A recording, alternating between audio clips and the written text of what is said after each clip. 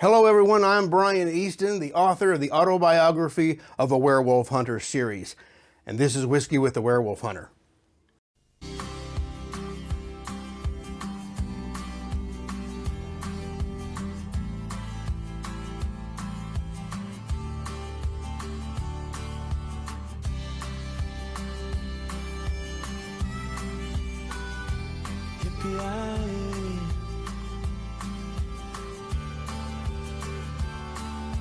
Love's a silver bullet that blows your world apart. I wanna be remembered as an outlaw, honey, the boy who stole your heart. I wanna be the guy who wears the white hat and rides across the plain. Gonna be an enigmatic stranger, honey, you're looking at your shame. Cowboy dreams. Welcome back to the Werewolf Bar for your February edition. We've got a lot of things to show you this evening, and we hope you're going to find that enjoyable. But before we get into all of that, the creature of the night does come first, doesn't it? And tonight's bottle comes courtesy of Dr. T. Broussard. Wolf Moon, which is an aptly named whiskey for the Werewolf Bar, and let's give it a try. You know, I was looking back at the at last year's episode this time, February 2023, and Dr. Broussard provided the whiskey for that episode as well. So I guess this is a tradition with us, Doc, to you. So like I said, we've got a lot of things to show you this evening. In fact, we're slated to run over our usual time frame, which varies, of course. But Tex and Amanda won't be here with us tonight because we've just got so much other material that I wanted to go over. So the first thing we ought to talk about is The Legends of the Werewolf Hunter, Book 2.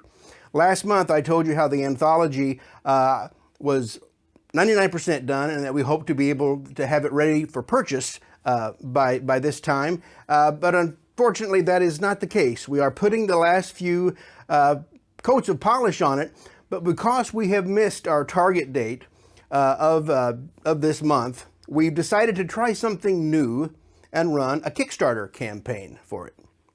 Now, this is a first for us, and we're eager to see how it goes. So we're going to be offering the new book as well as packages that include both anthologies.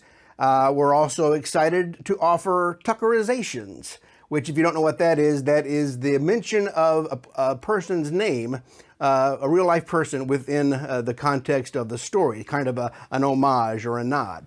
So we'll be bringing you that, and we also have a special mention in the back of each edition for all our backers and membership into MB Press's new Monster Hunter Lodge. And so that would be on a dedication page in the back. Other details are in the works as well, so keep an eye out on our social media sites. And since we're already 2 weeks into February, we're going to start the Kickstarter campaign to run between March 15th and April 15th. So we'll be able to bring this to you before the end of spring, just a little later than we'd anticipated. Also, through Kickstarter, MB Press is going to be going back to its roots in launching some standalone monster hunting anthologies not associated with my Werewolf Hunter universe, or the Sylvesterverse as we've called it. Again, we'll be providing more details on that as we go along. Now, on the audiobook front, for the Winter Fox Journals Book 2, I spoke with Basil Sands the other day, and he's got that all narrated, of course, and but we've run into some difficulty in dealing with Audible, getting them to get back with us. So that's an obstacle we're having to overcome, but we're still working toward to get that audiobook to you ASAP, and assuming there are no more hiccups to it, it should be coming your way before just too much longer. If you follow my Facebook page, and if you don't, let me invite you to, I posed a little contest in regard to AI-generated artwork and its conceptions of Sylvester Logan James. And I asked anybody who was interested to try their hand at prompting AI, any AI model of their choice, to see who could come up with the best rendition of SLJ. We didn't get quite as many entrants as I had hoped for, but we did get some interesting ones.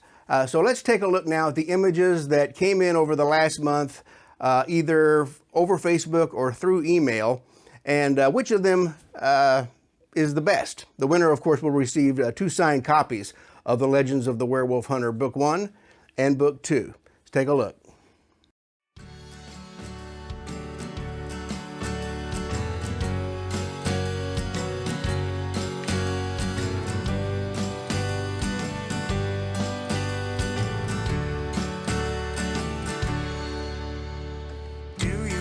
Yourself like me, though you know it's not what you need. I wonder if you feel like I do, doing all you can to be true. Ooh, it's not hard to get lost, at least not for me.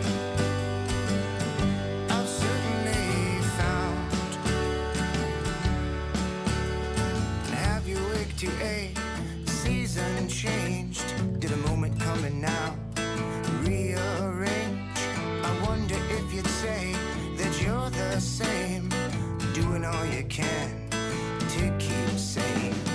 Ooh, it's not hard to get lost, at least not for me. I thought some of those were pretty diverse images in terms of how AI imagines Sly. But I think my favorite of the bunch, and the one to take the prize, is this one.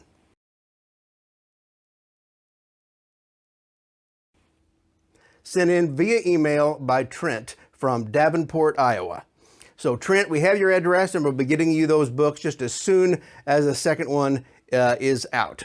And I want to thank everybody who took the time to participate and send in their renditions. It's been a little over a year now since I asked writer and musician Thom Brannan to create a musical soundtrack for Autobiography of a Werewolf Hunter.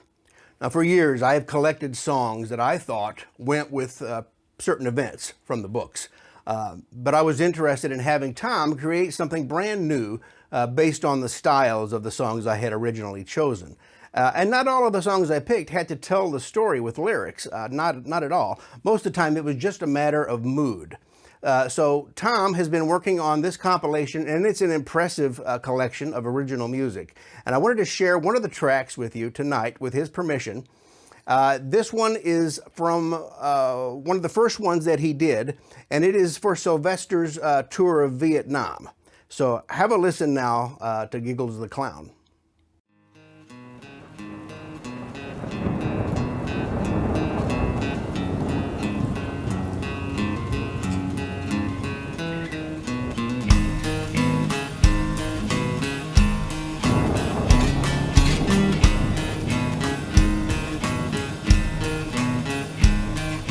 Giggles was a bad clown. He painted his nose red. He had 2 black and white horns coming from the center of his head. He drank too much whiskey and he drank too much wine. Every time he was hungover, he'd say he was fine.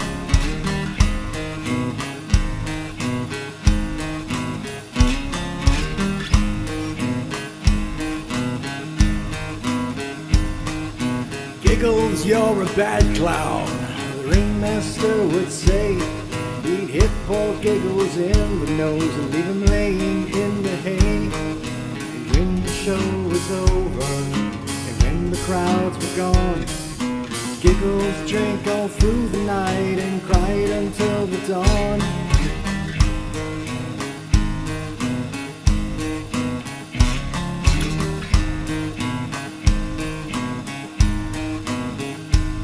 Ringmaster, you're a bastard. You stolen Giggles' fun. So he went to a pawn shop. He bought himself a solution to his problems. Solution to his problems. A solution to his problems.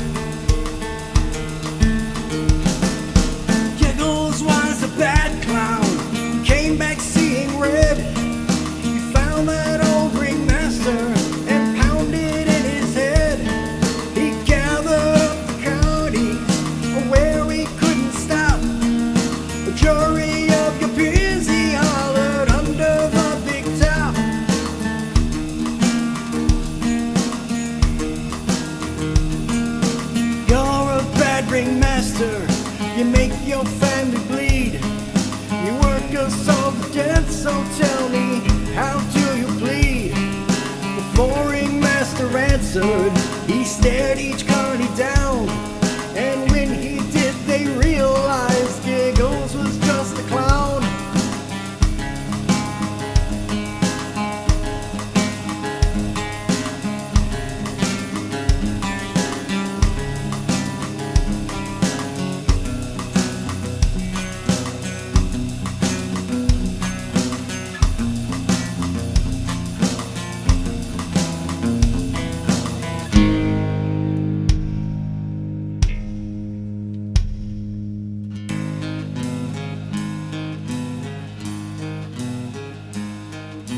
Giggles, you're a bad clown, but I'll be the bigger man.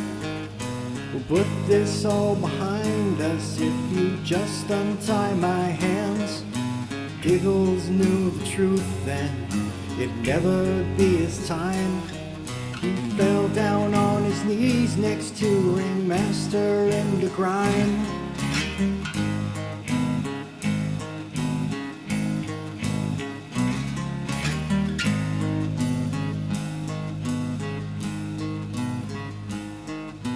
Maybe I'm a bad clown, maybe this is my lot.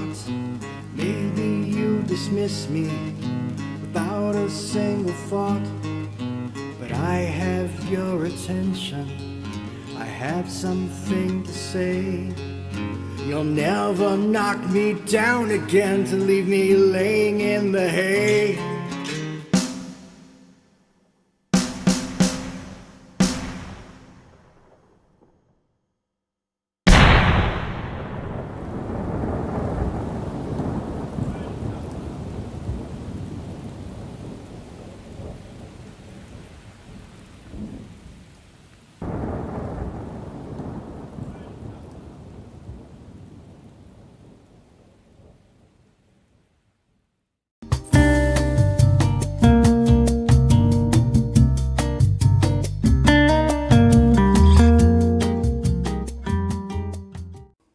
Very pleased with how that turned out, and as it was playing, I could just picture the scenes from the Vietnam War portion of the first book playing out in my head. So thanks, Thom, for letting me share this song with my audience tonight. Well, I didn't want to let 2024 get any older without doing a sort of flashback segment from the last few seasons of Whiskey with the Werewolf Hunter. In addition to our contributors, I've included different clips from various things on the show, and I want to share those with you now in case you missed it the first time around. So here are some flashback videos from the last couple of years of Whiskey with the Werewolf Hunter.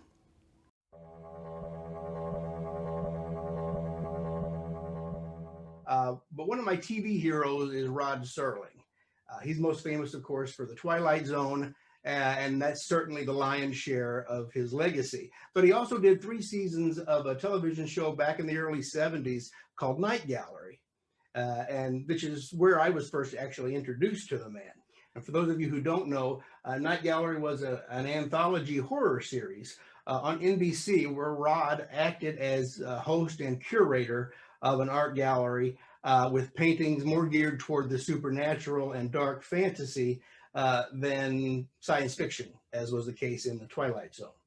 And for every painting, there was a story making up the anthology. Whether it's The Twilight Zone or the Night Gallery, I love Rod Serling's introductions.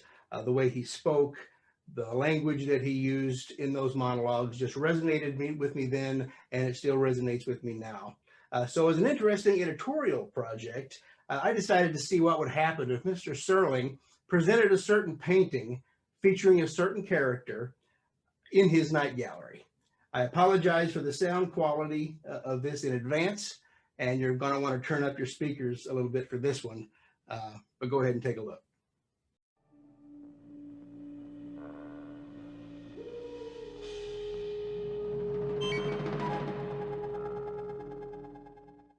Good evening. We offer you an evening sojourn amongst the wild, the woolly, the hunter and the hunted.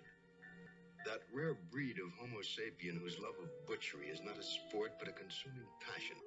Example, this item here. It's called Hatred Unto Death. And it makes comment on the fact that there are certain psychologists who hold the conviction that blood memories are passed along in the genes. This, ladies and gentlemen, is the Night Gallery.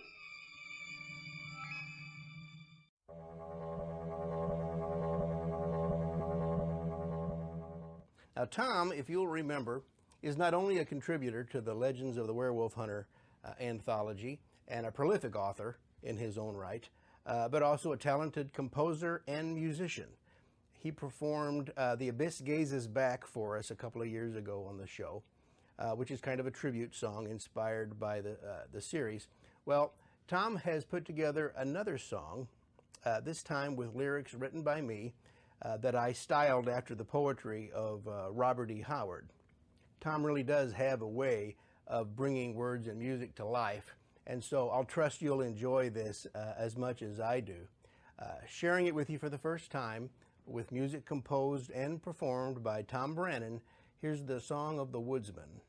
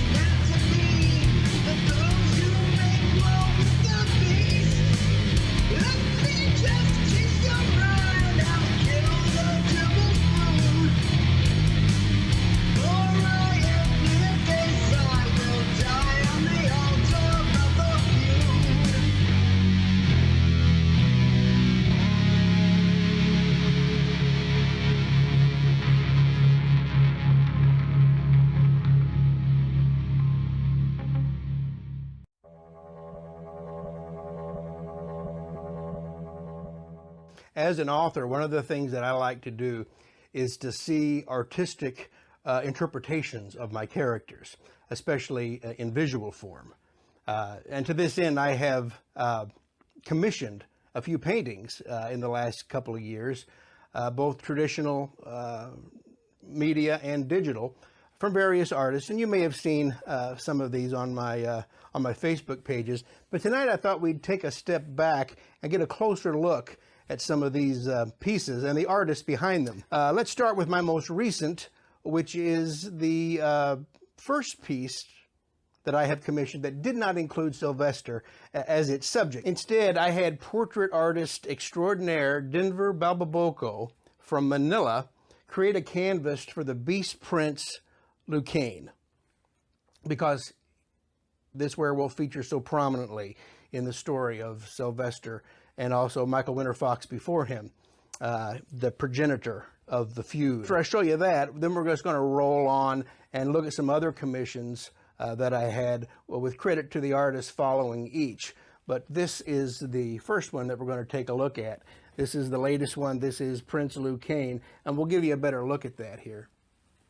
So as you can see, Denver did an excellent job of capturing the Beast Prince's cruel features.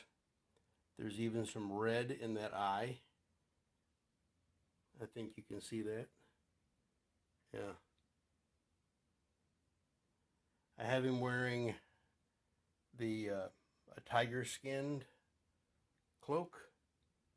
And Denver did his research, and he actually found some... I told him it was going to be a war... I wanted him to be like a warlord. That he was a werewolf, but he also needed him to be featured as a type of European warlord. 16th century, 17th century, something along those lines. And he did a great job of that. You see we've got the saber-toothed tiger skull sitting on the mantle of his fireplace there. And that is a little nod to the fact that it was his skull that would soon, or at least one day, be collected by Michael Winter Fox and hang on his warning pole outside of the Hermitage. Down in the corner here we have Denver's, I pretty can't see that very well. There's Denver's signature.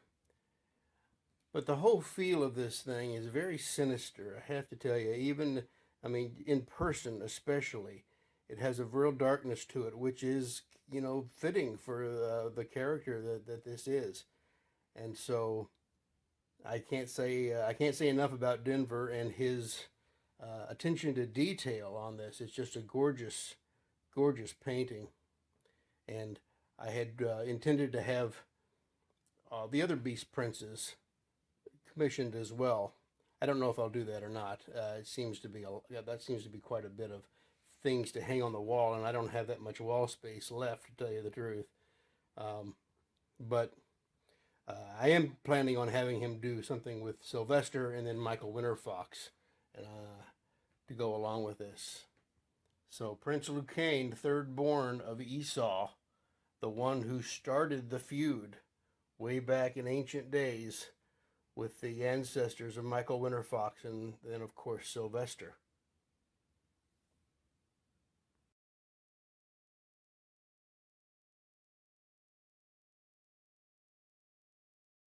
So if you're a regular subscriber to my YouTube channel or to Facebook, you've probably seen this image before. This is one of the first commissions that I did from an artist named Chris Kuchka from the Chicago area. And this is one of the actual paintings that I have, and it is behind glass, which it probably shouldn't be. But that's how I initially framed it, and haven't had the gumption to take it out or change it out.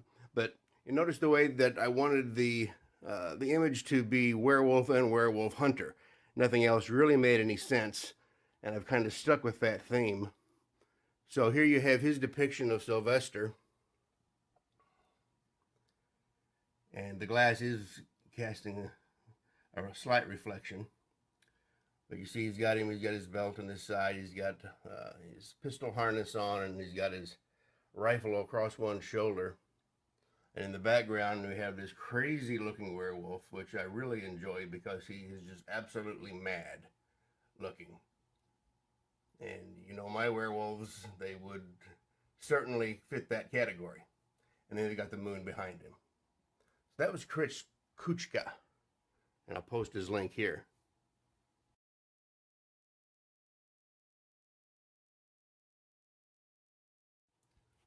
The second artist that I commissioned to do a piece is Steve Otis from Ontario. And he had a very surreal way of painting that drew me to him. And I asked him to do something similar, like Chris had done, featuring Werewolf Hunter and Werewolf, but in his own unique style. So here we have a very colorful, like fire going on in the background with the moon setting behind the burning trees. Sylvester's face here front and center. And then down below him we have Mr. Otis's take on the werewolf, snarling atop some rocks. And the background, very orange and inferno-like. And those colors really pop in contrast with the darks in this piece. Really, really happy with how it turned out as well.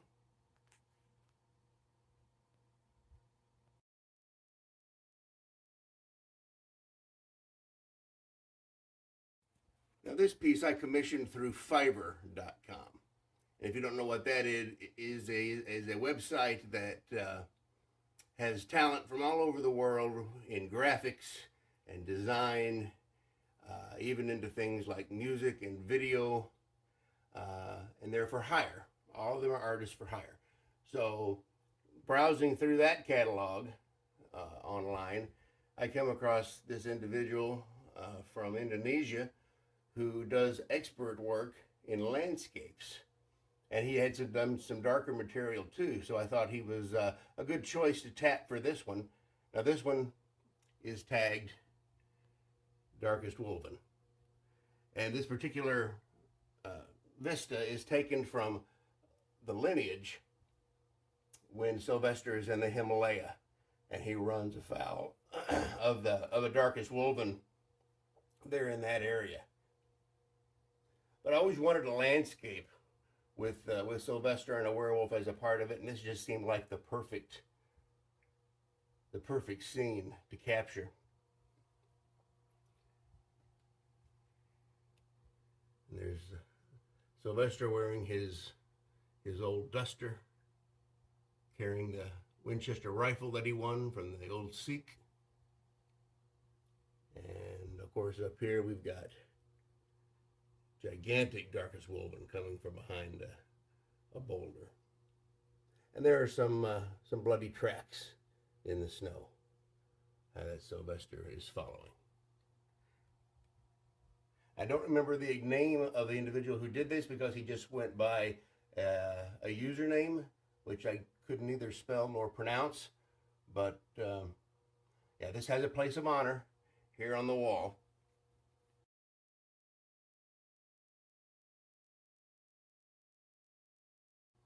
And then the last one that I commissioned of Sylvester and a Werewolf was this one. You've probably seen this as well. This was inspired, or my idea for this was inspired by the cover of old pulp magazines, old men's magazines of the 40s, 50s, and 60s, where it always had a male protagonist, sometimes with a knife, usually torn up or bloody, competing with some kind of an enemy, sometimes wild animals, sometimes Nazis. It just depended. And sometimes there was a femme fatale or a damsel in distress. I decided to go with the idea of Tanya in this picture, even though this picture makes no sense according to the book. The werewolf was I styled after the Wolfman in Frank Frazetta's famous painting, Dracula versus the Wolfman.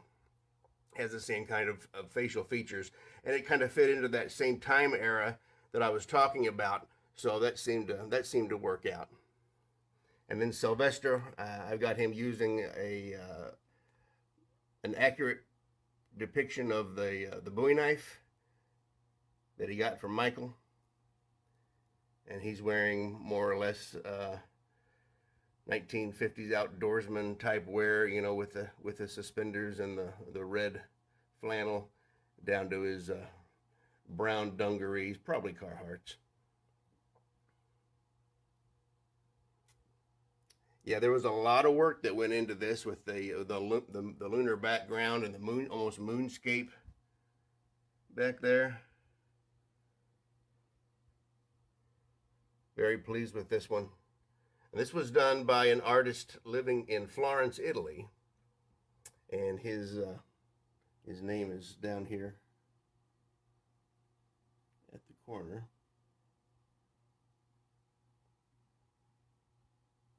And I also found him on Fiverr.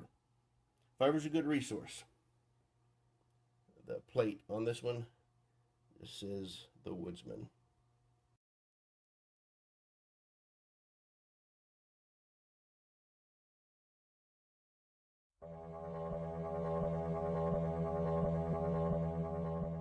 As you know, I like to commission artists, whether they are visual, musical, or literary, to do pieces related to my books.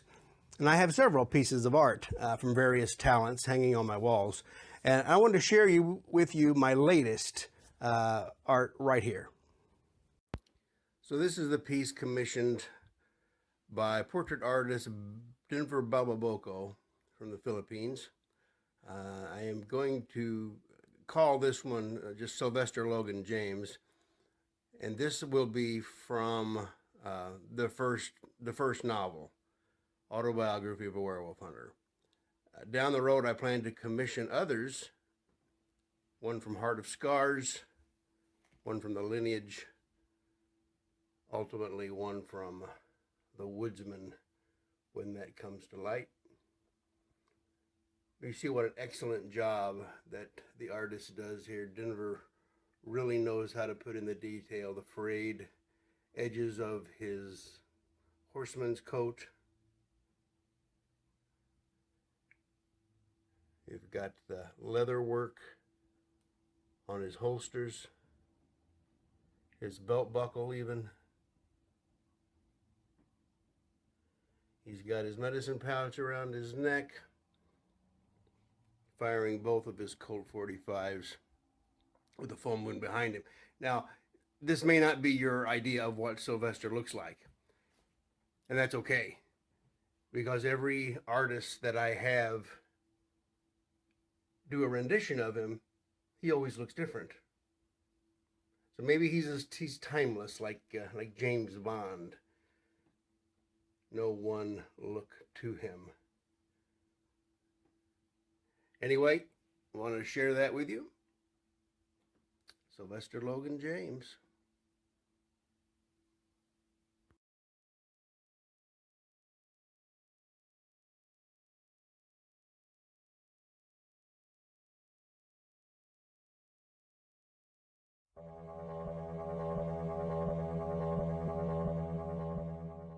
It's actually an attempt to resurrect the graphic novel that never quite came together several years ago. If you follow our Facebook page, you'll remember that Douglas Adams, who is the lead artist of the project, recently signals his interest to reviving it after some enthusiastic feedback that he received from me posting a few sketches that he'd completed back in the 20-teens. Here's a look at a few random pages and a couple of finished sketches, and mostly rough sketches, that Doug did for the project. Take a look.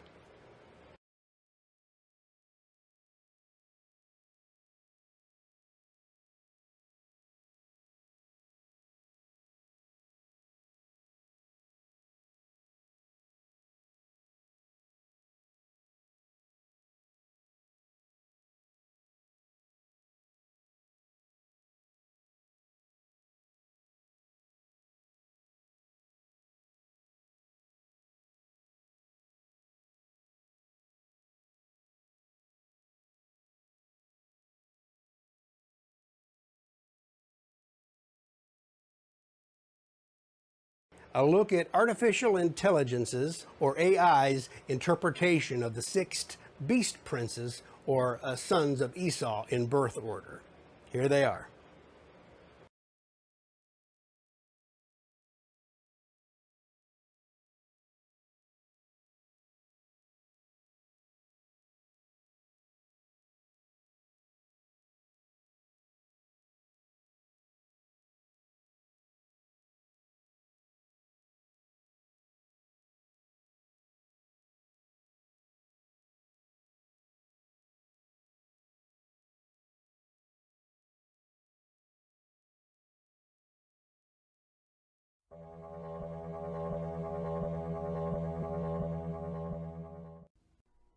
The Woodsman's Ghost.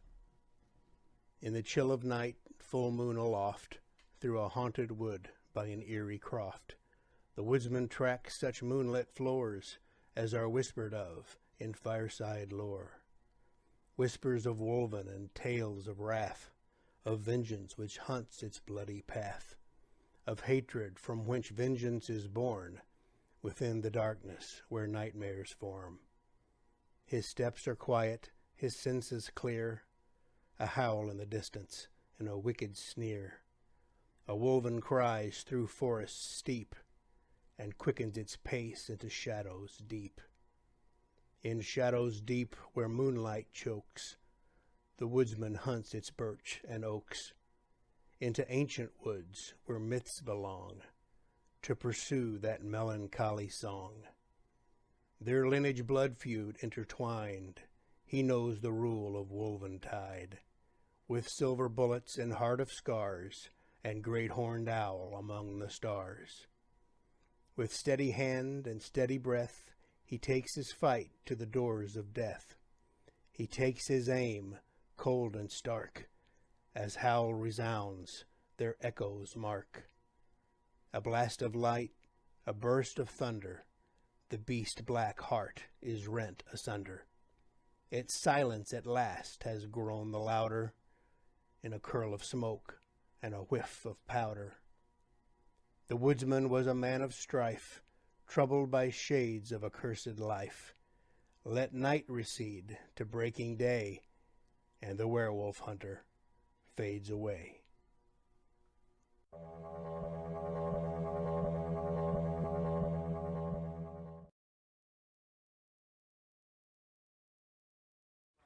Hello everyone, my name is Brian P. Easton, and I am the author of a book series called Autobiography of a Werewolf Hunter. In my literary universe, werewolf hunter Sylvester Logan James pursues his prey with extreme prejudice and plenty of silver bullets, which is why Minuteman Ammo has asked me to answer a few questions about werewolves as they relate to their werewolf defense line of silver ammunition. Werewolves are actually one of the oldest mythical creatures in the world. In fact, their origins date back to prehistory and Stone Age animal totem rituals. Over the centuries, legends and folklore from all over the world were added into the werewolf story, and eventually literature added even more. In our time, it's the movies that has rounded out our popular perception of a werewolf being someone who transforms from man into wolf or wolf-like monster under a full moon. As we know, werewolves are also reputed to have an appetite for human flesh, and they are particularly hard to kill, unless you have a silver bullet. A lot of people will tell you that the idea of needing a silver bullet to kill a werewolf is an invention of Hollywood, but that just isn't true. It dates back to at least the 15th century in Greifswald, Germany, to say nothing of ancient Rome, where silver was used as a measure against witchcraft and evil spirits. But why? In truth, there could be several answers to why, more than we really have time to discuss, but one of them makes the most sense to me. You see, werewolves are not mutant hybrids of men and wolves. They're not some other type of aberration of nature. Werewolves are supernatural creatures whose existence is determined by supernatural laws. One of those laws states like produces like, or like affects like, and is a rule from something called sympathetic magic. Now, in our most popular traditions, the werewolf is invariably affected by the full moon, which triggers a transformation from man to beast. According to alchemy, that mysterious ancestor of modern-day chemistry and metallurgy, silver is the primary metal associated with the moon. And so there is a built-in connection between the two. As the moon affects werewolves, so then does silver. And when silver is formed into a weapon, such as a bullet, the effect can be quite lethal. Nothing else will work, in fact. No other key fits the lock, so to speak. And since the werewolf is a supernatural creature, no amount of purely physical force can get the job done. Since silver is the only thing that can kill a werewolf, and since impurities are not silver, purity is very important. The purer it is, the more there is to weaponize. For example, sterling silver is around 92.5% pure, which means there's a 7.5% chance that a werewolf could endure what would have otherwise been a kill shot. The werewolf defense line's projectiles are 99.9% pure. But we shouldn't get the idea that silver can kill a werewolf just by making contact. It matters where your bullet goes, just as it does on a paper target or an enemy combatant. A flesh wound, even one made with silver, is still a flesh wound. And the last thing you want is to have a werewolf you tried to kill coming after you. Think wounded grizzly bear. So head over to Minuteman and grab a few rounds of silver bullet defense ammo. And since Minuteman is the only outfit making silver bullets commercially, I recommend getting while the getting's good. Thanks for letting me visit with you a while tonight. And if you want to know more about my book series, you can find it on werewolfhunter.com and watch Whiskey with the Werewolf Hunter on YouTube. Happy hunting!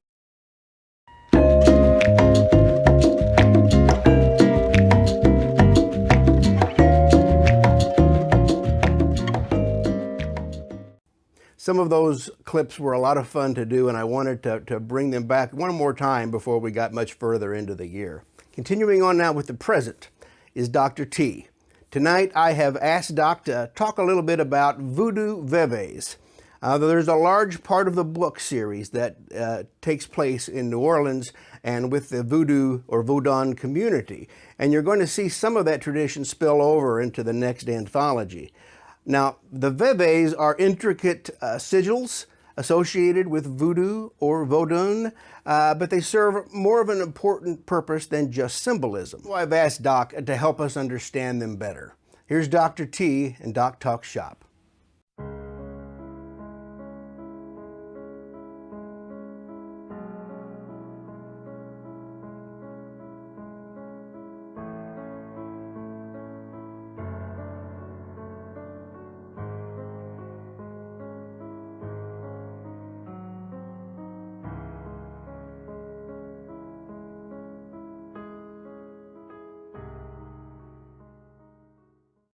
Hello, and welcome to Doc Talk Shop as for Whiskey with Werewolf Hunter. Tonight,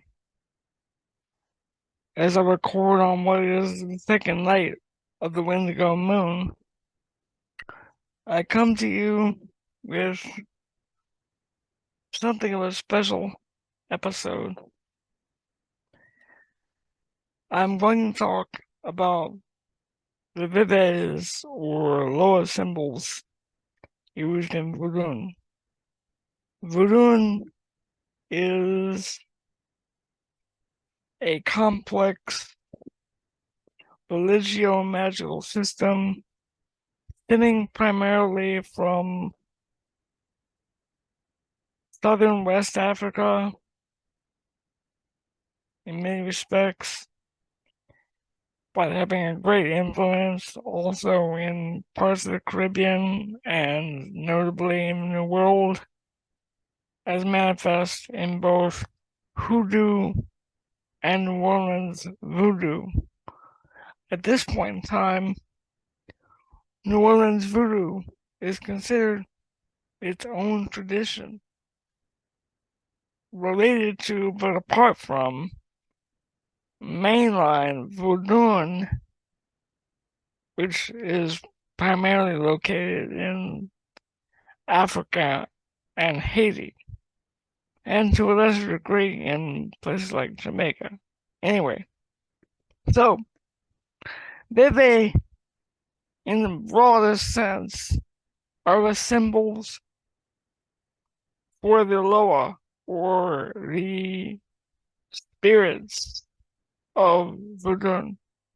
The Loa are the spirits that serve as the mediums between the worshippers on earth and Bunday, or God in heaven.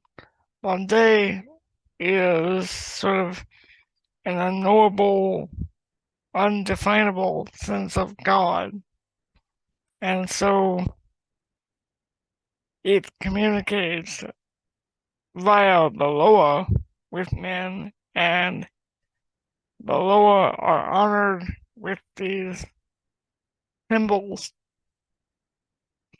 Now, you'll notice that each Loa has a symbol, a Vive, and some are colored, some are not.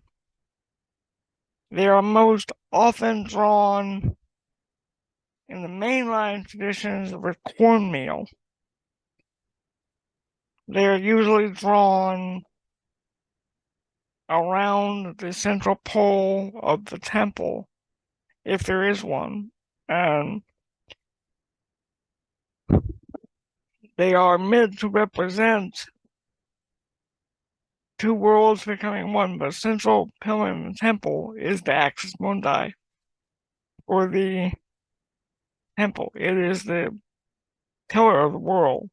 It is the axis for the world of the worshipper. It is a link between the realm of the spirits and the realm of men. You'll note that in many of the vivid that I'm showing,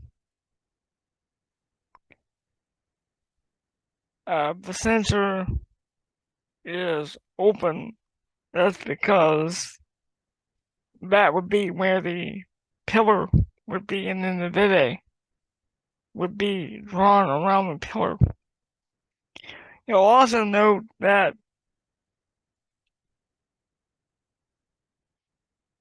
the halves of the vive typically mirror each other, although this is not always the case. However, in the majority of cases, they do mirror each other because they represent the mundane world and the divine world, the spirit world mirroring each other. The spirit world is a mirror of earth, just like heaven in mainline Verdun is seen as a divine reflection of an idealized Africa in many traditions. Now, in some of the less orthodox traditions of voodoo, you'll find vive drawn in things like powdered bone, sulfur, ash, things like that.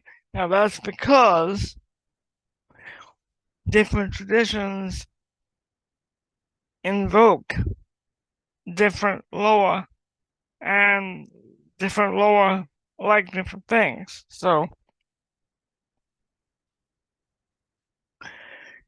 different traditions need different materials. You're not going to invoke a Loa who is into, say, prostitution with symbols of the Virgin Mary. And you're not going to draw her vive in the same pure material that you would use to honor Ezuli Wedo, for example. You're going to need materials and images and so forth that go with the spirit you're trying to deal with.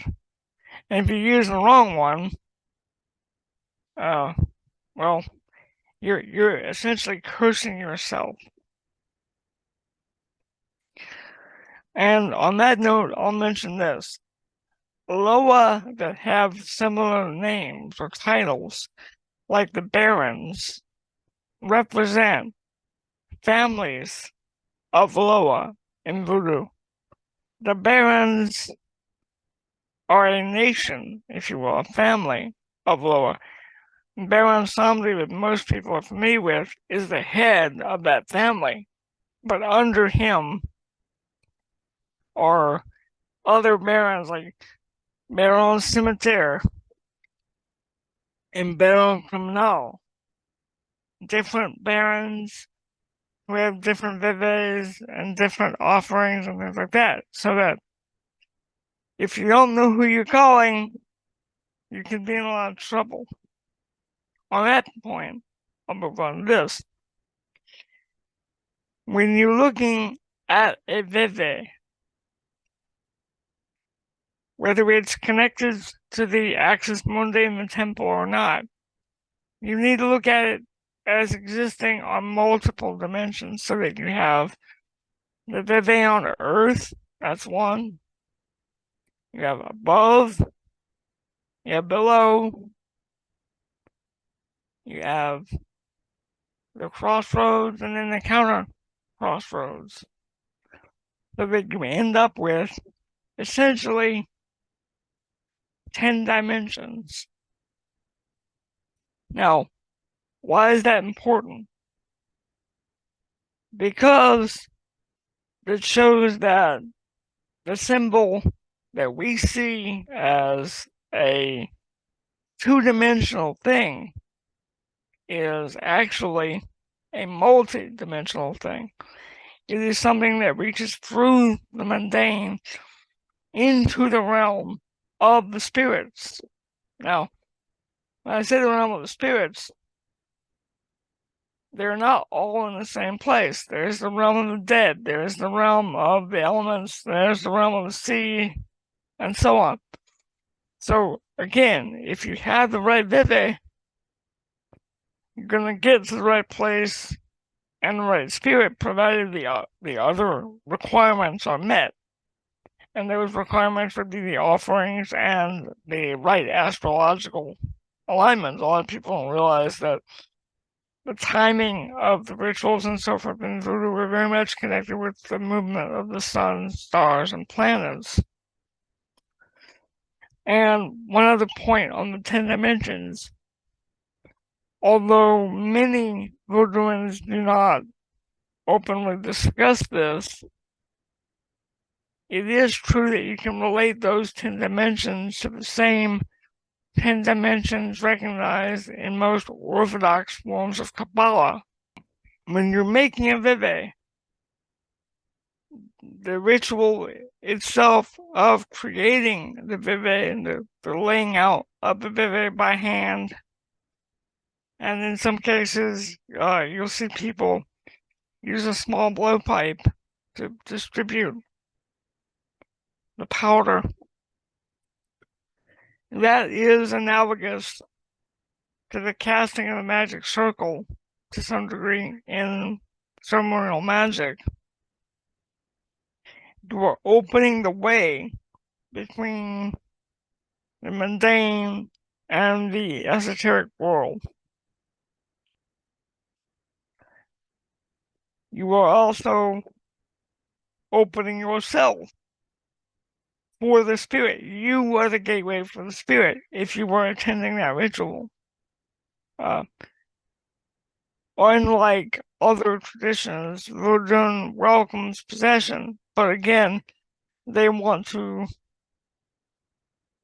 make sure they are ridden or possessed by the spirit they have called and not some renegade spirit.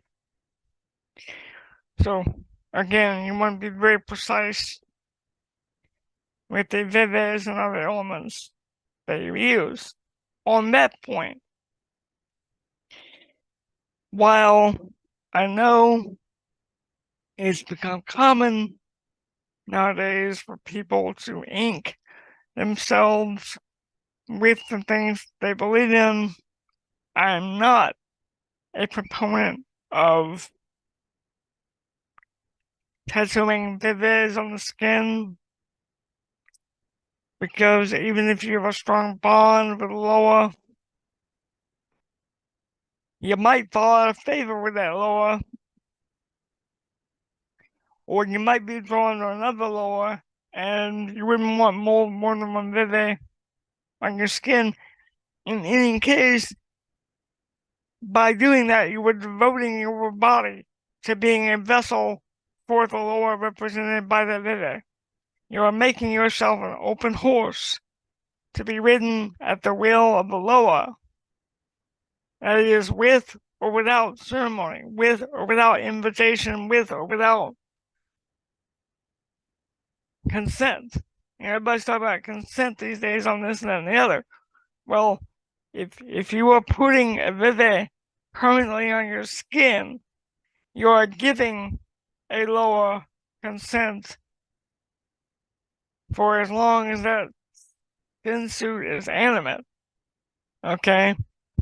So, just my opinion, but not a good idea to ever do that. Far be it for me to tell someone what to do, but that's something I would not recommend. On the other hand, if you are certain that you have a lifelong devotion, or maybe a several lifetime devotion to a loa or to a particular nation of loa, you could mark yourself with other symbols of that loa that are not directly its vive. For example, you could show devotion to the Baron with a skull tattoo as long as the skull is wearing a hat or smoking a cigar or the other things that would be associated with the Baron. Most of the loa have particular animals associated with them. So you could be tattooed with the animal symbol that goes with the loa.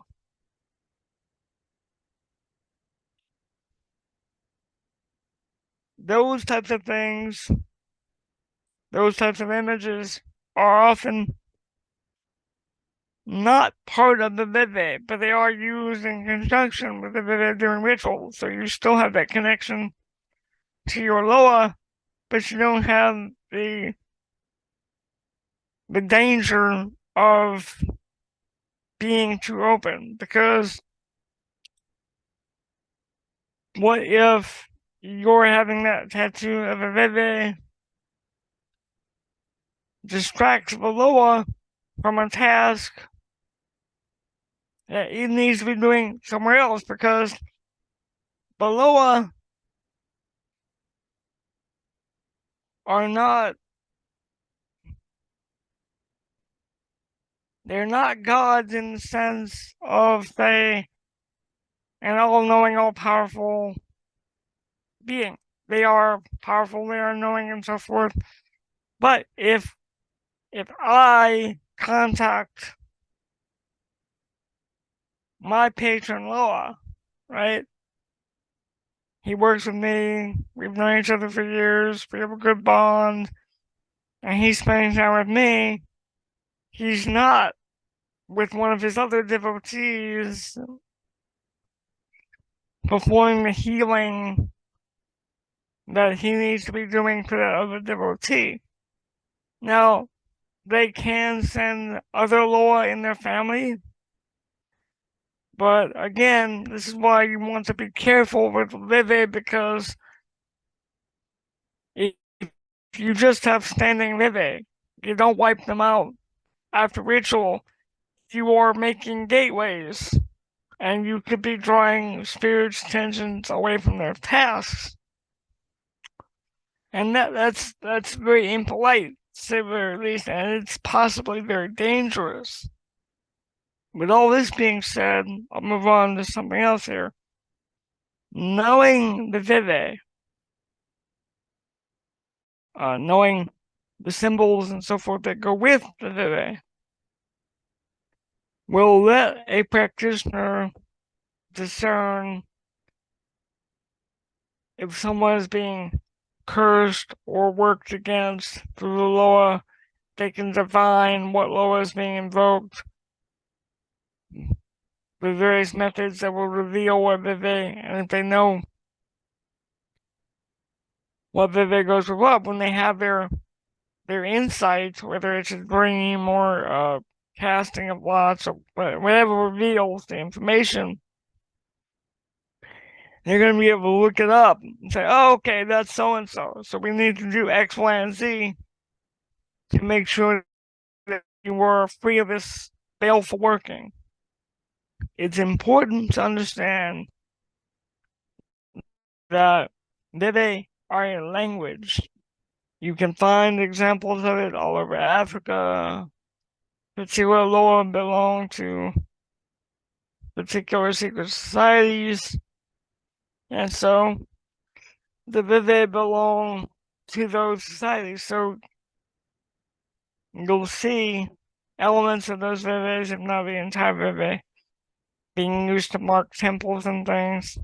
Although, like I said, that's dangerous because you can be distracting the spirit that way. In total, with the Vive, we're dealing with spiritual plutonium, and it needs to be treated like such. It's not a bad thing by any means, but it is not something you want to handle frivolously. Now, in traditions like Umbanda from Brazil, they have, rather than Vive, they have what they're called pontos, and they serve very much the same function. In both cases, in both Umbanda and Voodoo, in some cases you will see things that are evocative of sigils and seals from the grimoires of ceremonial magic that were common in the Caribbean and the New World, elsewhere, New Orleans, for example, in the 19th century, late 18th to mid 19th century, through to the present, in fact. Now, does this make it's not voodoo because it's not entirely African? No, because the Loa travel, and for example, Anansi of West Africa became known in the New World as Brer Rabbit, and Brer Rabbit is known among Cajuns, for example, as being connected with the Northland, and there's a whole layer of mythology around that. Investigate at your leisure or peril, depending on how you want to look at it. Vive are extremely potent. They are extremely intimate with the Loas they represent, and they are meant to convey not only a passage for Loa, but a vision of reality per that Loa. For example, in some secret societies, you'll see them put out flags with the Vive on them, so that rather than throw them on the ground, have a flag.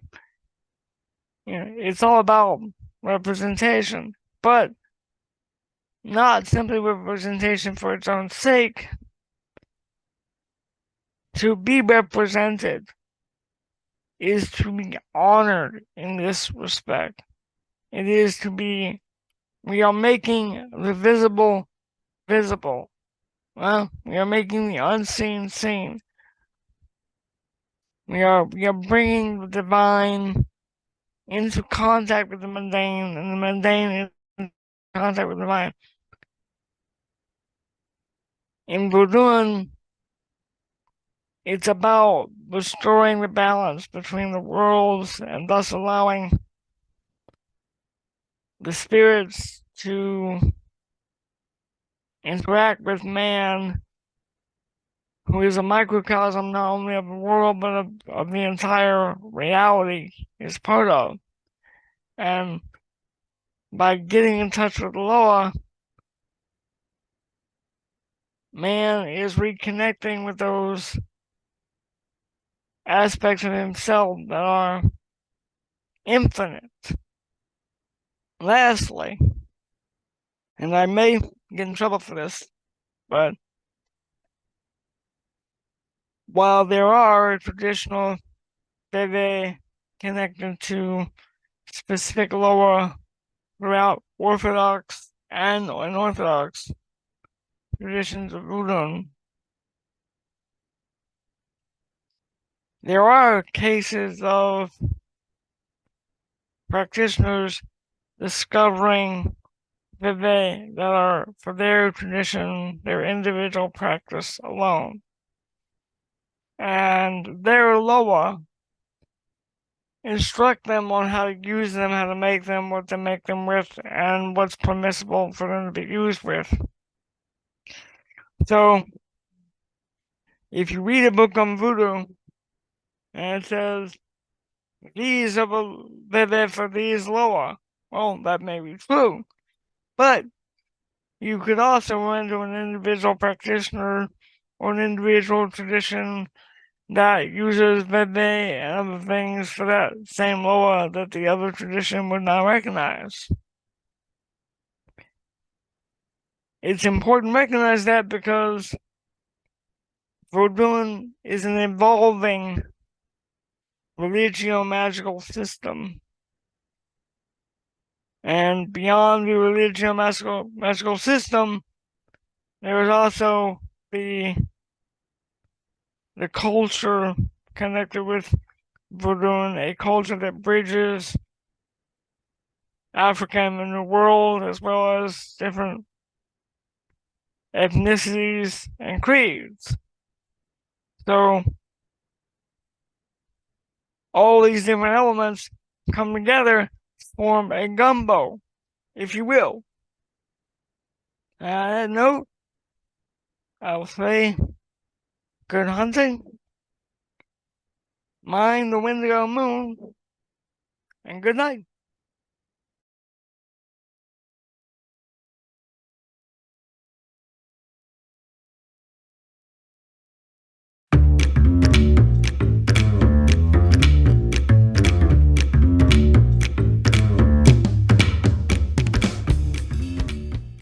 Thank you so much, Doctor. We always appreciate you taking the time to share your knowledge with us.